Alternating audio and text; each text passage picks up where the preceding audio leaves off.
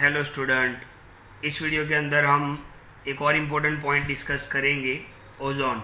Okay, उसका formula क्या होता है, O3। ओके, सबसे पहले हम बात करेंगे इसके लोकेशन की, कि ओजोन का जो लेयर है, ओके, वो बहुत ही हायर लेवल पर होता है एटमॉस्फेयर के अंदर, जिसको हम क्या बोलते हैं, स्ट्रेटोस्फियर। क्या बोलते हैं हम, स्ट्रेटोस्फियर।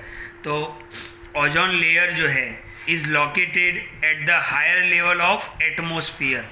ओके, एटमॉस्फेयर के अंदर बहुत ही हायर लेवल पे होता है, जिसको हम क्या बोलते हैं, स्ट्रेटोस्फियर बोलते हैं। ओके, तो सबसे पहले तो हमने ये बात यहाँ पर डिस्कस कर लिया कि ओजोन लेयर कहाँ पे होता है। तो ओजोन लेयर का जो लोकेशन है वो हायर लेवल एट एटमॉस्फेयर, जिसको हम क्या बोलते हैं, स्ट्रेटोस्फियर के अंदर होता है। ओके, इस टाइप का मान लो कि ये एक ओजोन लेयर है, ध्यान से देखो, ये एक ओजोन लेयर है।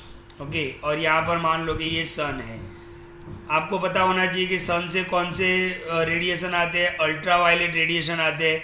अगर ये ओजोन लेयर नहीं होता, ओके, तो अल्ट्रा वायलेट रेज सीधे ही अर्थ पे आ जाते हैं और इनके अंदर बहुत ही ज़्यादा एनर्जी होती है, बहुत ही ज़्यादा ये गर्मी होती है, तो वो अर्थ पे सारी चीज़ों को नुकसान पहुंचाते। अब ये ओजोन लेयर काम किस तरीके से कर रहा है, एक सील्ड की तरह काम कर रहा है। ओके, यानी ये हमें बचाता है, किससे बचाता है, अल्ट्रा वायलेट रेज से बचाता है। कौन बचाता है, ओजोन लेयर। यानी ओजोन भी एक गैस है, जिसको हम क्या बोलते हैं, O3। अब ये ओजोन जो गैस है वो बनता कैसे है, तो मैं आपको बताऊं कि ये जो अल्ट्रा वायलेट जो रेडिएशन है, ओके, अल्ट्रा वायलेट रेडिएशन जो है वो ऑक्सीजन O2, ऑक्सीजन, आपको पता है कि एटमॉस्फेयर के अंदर क्या होता है, ऑक्सीजन होता है। तो अल्ट्रा वायलेट जो रेडिएशन है वो कुछ ऑक्सीजन मॉलिक्यूल को तोड़ देते हैं। यानी ये अल्ट्रा वायलेट जो है, इसका मतलब क्या होगा, आप इक्वेशन ऐसे बना सकते हो कि O2 जो है उसको अल्ट्रा वायलेट जो रेडिएशन है वो तोड़ देते हैं और फ्री मॉलिक्यूल के अंदर, तो O+O, यानी ऑक्सीजन के दो मॉलिक्यूल थे उसको एक एक के अंदर कन्वर्ट कर देते हैं। अब ये सिंगल मॉलिक्यूल जो है, ओके, ये फ्री ऑक्सीजन जो है, फ्री ऑक्सीजन एटम्स जो है, ओके, फ्री ऑक्सीजन एटम्स, ये क्या करेंगे, दूसरे ऑक्सीजन के साथ, ओके, मान लो कि ये ऑक्सीजन इसके साथ आ गया, तो ये अब O2 था और ये O आ गया, तो क्या बन जाएगा, O3। मान लो कि ये फ्री ऑक्सीजन जो है वो इस O2 के साथ आ गया, तो फिर क्या बन जाएगा, O3। इस तरीके से ओजोन जो है वो अपना लेयर बना लेता है। तो यहाँ पर हमने क्या सीखा कि ozone is formed by the action of ultraviolet radiation on oxygen molecule. तो ओजोन किससे बनता है, बाय द एक्शन ऑफ, या तो by the reaction of ultraviolet radiation. ये जो UV मैंने लिखा है, UV अल्ट्रा वायलेट रेडिएशन किस पे रिएक्ट करते हैं, वो ऑक्सीजन मॉलिक्यूल्स पे रिएक्ट करते हैं और उसको तोड़ देते हैं। फिर ये टूटा हुआ ऑक्सीजन मॉलिक्यूल के साथ मिल जाएगा और आपको O3 कैसे मिलेगा, O+O2, राइट। या तो आप पहले ये लिख सकते हो कि ऑक्सीजन जो फ्री हुआ था, टूटा था, वो ऑक्सीजन मॉलिक्यूल के साथ मिल जाएगा और क्या बना लेगा, O3 गैस बना लेगा। तो इसी तरीके से ये ओजोन लेयर बनता है, ओके, फोटो डिसएसोसिएशन प्रोसेस से। यानी अल्ट्रा वायलेट जो है वो उस पर रिएक्ट करते हैं, दो ऑक्सीजन मॉलिक्यूल को सिंगल फॉर्म में लाते हैं, फिर वो सिंगल जो होता है वो ऑक्सीजन मॉलिक्यूल के साथ रिएक्ट करता है और O3 गैस बन जाता है। ओके, तो ये जो ओजोन मॉलिक्यूल्स है O3, अब ये O3 बन गया। मान लो कि ये O3, यहाँ पर ओजोन के अंदर O3 ये पूरा एक लेयर बना लिया। अब ये O3 क्या करते हैं, O3 जो है वो अल्ट्रा वायलेट को क्या कर लेते हैं, एब्जॉर्ब्स कर लेते हैं, यानी उसको सीधा अर्थ पे आने से रोकते हैं। तो वो बहुत ही गर्म होते हैं, यानी वो अपनी उसकी गर्मी को क्या कर लेते हैं, एब्जॉर्ब्स कर लेते हैं, फिर वो नीचे आता है और फिर अर्थ को नुकसान नहीं पहुंचाता है। लेकिन प्रॉब्लम क्या है, ह्यूमन एक्टिविटी इतनी ज़्यादा हो गई है कि अब ये ओजोन के अंदर होल्स हो गए हैं। तो ये मान लो कि ये बड़ा सा होल हो गया है यहाँ पे, तो अल्ट्रा वायलेट सीधे इस होल से नीचे आ जाते हैं। इसलिए आप देखते हो कि हर साल गर्मी इतना क्यों बढ़ता जा रहा है, क्योंकि ह्यूमन एक्टिविटी इतनी ज़्यादा है कि ह्यूमन एक्टिविटी की वजह से ये जो ओजोन का लेयर बना हुआ है उसमें बड़े बड़े हॉल्स हो गए हैं।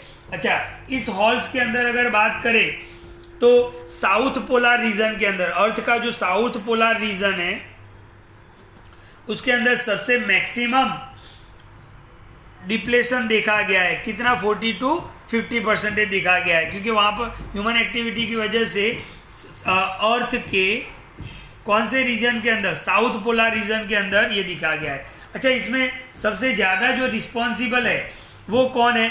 तो आपने CFC नाम ये सुना होगा, 9th स्टैंडर्ड के अंदर, 8th स्टैंडर्ड के अंदर भी ऑलरेडी आ गया है कि CFC क्या होता है। CFC होता है क्लोरोफ्लोरोकार्बन्स। ओके, अच्छा, इसके लिए मतलब ओजोन डिप्लेशन के लिए, ओजोन लेयर के अंदर जो डिप्लेशन हुआ है, होल हुए हैं, उसके लिए रिस्पॉन्सिबल कौन है? CFC भी है, फिर एक HFC भी है।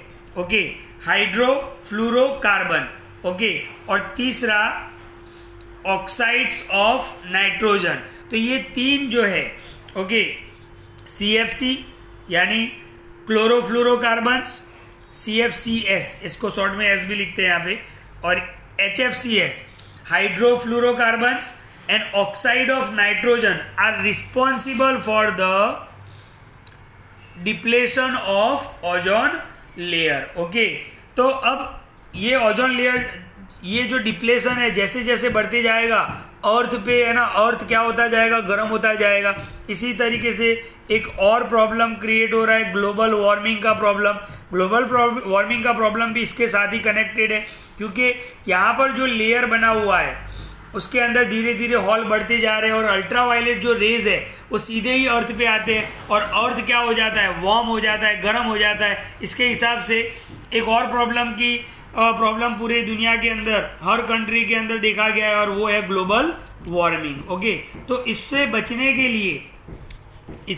के लिए यानी जो ओजोन लेयर के अंदर जो इतने सारे हॉल हो गए हैं, उसको रोकने के लिए 1987 के अंदर UNEP, ये शॉर्ट फॉर्म है, मैं आपको इसका फुल फॉर्म बता रहा हूँ, United Nation Environment Programme. Okay, इन्होंने एक एग्रीमेंट किया, किसको रोकने के लिए? CFC को रोकने के लिए। ओके, और इसका जो लेवल है उसको हाफ करने की या कम करने के लिए एक प्रोग्राम चलाया गया। तो वो प्रोग्राम किसने चलाया था? United Nation Environment Programme. Okay, in 1987 के अंदर। तो फ्रीज करने के लिए, CFC को फ्रीज करने के लिए, रोकने के लिए, क्योंकि इसको अगर रिड्यूस किया जाएगा तो सीधी बात है कि डिप्लेशन कम होगा, और डिप्लेशन कम होगा तो क्या होगा? अल्ट्रावायलेट जो रेज है वो सीधे ही अर्थ पे नहीं आएंगे। तो ये भी आपको याद रखना है। तो कौन कौन से केमिकल्स रिस्पॉन्सिबल है जो ओजोन के अंदर डिप्लेशन करते हैं, ओजोन होल बढ़ाते हैं? तो CFCS chlorofluorocarbon, HFCS hydrofluorocarbons and oxide of nitrogen, ये रिस्पॉन्सिबल है। तो ये है ओजोन। और ओजोन कैसे बनता है? मैंने आपको बताया कि अल्ट्रावायलेट जो रेज होते हैं वो ऑक्सीजन मॉलिक्यूल को तोड़ देते हैं सिंगल फॉर्म में, फिर ये वो ऑक्सीजन मॉलिक्यूल के साथ जुड़ जाता है, ये ऑक्सीजन यानी O3 बना लेता है, और O3 ही क्या है? ओजोन है। तो इस वीडियो को ध्यान से देखें और क्लियर करें